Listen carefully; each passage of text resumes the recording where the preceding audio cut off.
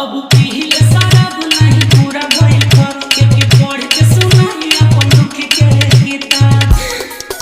अब पीले शराब नहीं पूरा भइल बा के पढ़ के सुनाई अपन दुख के किताब। जेकरा खातिर बनी जे बनी मत कम फेल तू चल गइल हमरा से रूठ के।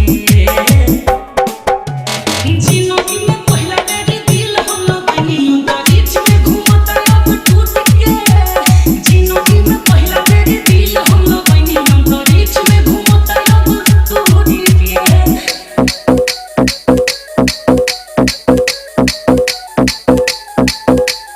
डीजे बोला बोला दीवाना दीवाना मनियारी मनियारी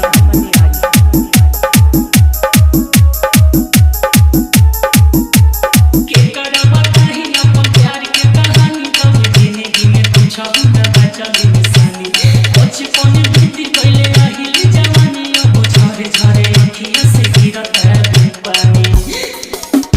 के करवा कहीं अपन प्यार के कहानी दिल टूटल अब कुछ न बचल निशानी। सपना देखाई तो अपन न भइल सच चल गइल सपना के लूट के।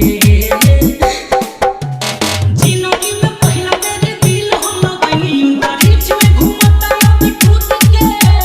जीवन में पहला बेरी प्यार नहीं पहले बीच में घूमता दिल टूट के।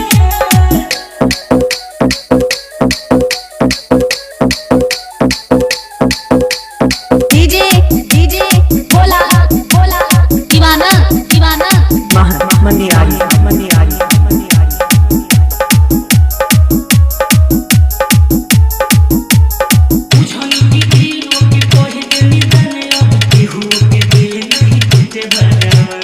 रोए अभिषेक राना सोची अभिमान लगे जहर जुदाई अब ले ली जान। बुझनी की दिलों के कहे दिल जाने अब केहू के दिल नहीं टूटे बराबर। ओहे आज मनी पर प्यार रहे नहीं मरो ना त ठीक भइले होकर से छोड़ के।